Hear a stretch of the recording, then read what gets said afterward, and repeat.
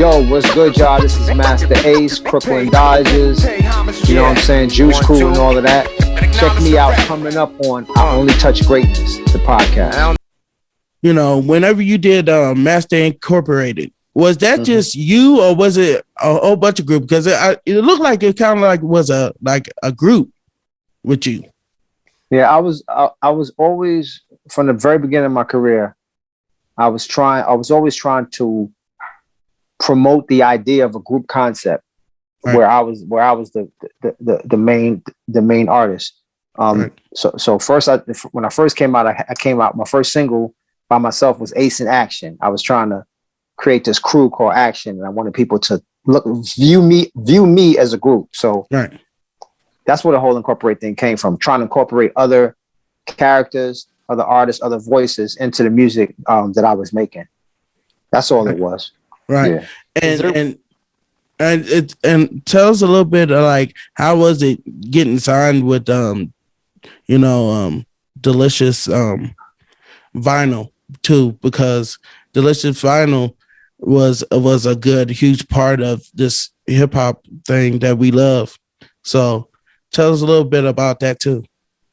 Yeah, when my deal was up with the other label, or my time was up, as far as I could see the writing on the wall. I knew my time was up. Right. My manager at the time was talking to two labels, actually, Delicious Vinyl and a label in Philly called SlaughtaHouse.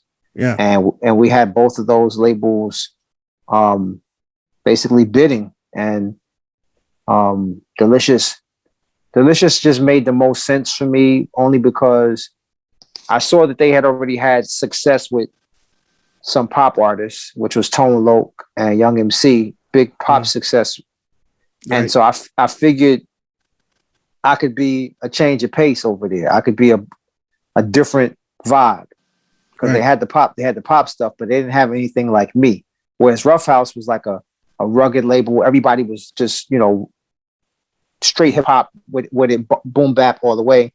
I just figured Delicious was a better route to go. And so that's what made me sign with the label out in LA. Right. And the first SlaughtaHouse, man, like I kind of feel like whenever SlaughtaHouse made their name, like they made it on homage of this album, because this album was dope. Like Walk Through the Valley to Late Models, was it Sittin? Yeah, Sittin.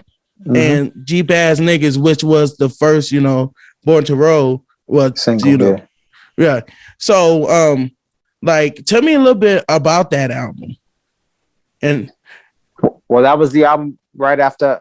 So I was on my own at that point. I was you was on your own because of Cold Chillin' and stuff. Yeah, no more Marley. Right. So all of the questions that I had been asking that first couple of years, I now had some of the answers, and so I knew how. I felt like I knew how to put an album together myself, and I became the constructor of this record, and so I brought in a bunch of different producers, mostly underground cast that nobody ever heard of, but they had heat, right? And a bunch of us were in the studio till all hours of the morning putting together these beats. And it was a real collaborative effort, because like one producer would have a dope drum track, but no loop. Right. And then somebody else would be like, oh, I got a loop that can go with that. And then I'll be like, oh, I got some horns. And literally that's how, for the most part, that's how that album was made. Just dudes just putting their 2 cents in. Oh, we should scratch this on that part, on the hook part. Right. And it was just a really cool time, because like I said, I was finally on my own, and I didn't have to answer to anybody. I was really calling my own shots in terms of how the music sounded. Yeah, because Jack Be Nimble too. I actually took a line one time because of hearing SlaughtaHouse and hearing how much, you grew on your own, and seeing how much you can, do it by yourself and still kill it is totally amazing, because the album that really, really made all of us, because listening to you is like listening to everybody else in the golden era. Y'all always had You know, yeah, you might have, Master Ace, but also you have somebody else coming right with you. But at the end of the day, like you always had like that one song or three songs or the album that stick, but you always had an album that stick with everybody. So I wish it was with everybody. well, to My the fan, true hip hop fans, my like me, yeah. yeah, yeah. I never really caught the attention of the average commercial hip hop fan. My Right. I music mean, wasn't as accessible for those people. They want stuff that's a little bit simpler, easy to digest, right. that they don't have to think too much about. They just want to be able to dance Dance and and party. right, And I didn't really do party. I didn't do party records. So right, right, for that reason, it wasn't something that what you had to just know, like somebody like right. yourself who just knew. Right, but you always fit the category with some of the ones that I thought, because at the end of the day, if it wasn't for you, we wouldn't have some of these lyricists right now that's still doing their game. Until then, I mean, like right now, like you see, like with J. Cole with Big Daddy Kane, like that's an honor to us. You know what I'm saying? Coming from loving what we love, you know what I'm saying, and sitting on Chrome. And I love to talk about this, the INC ride.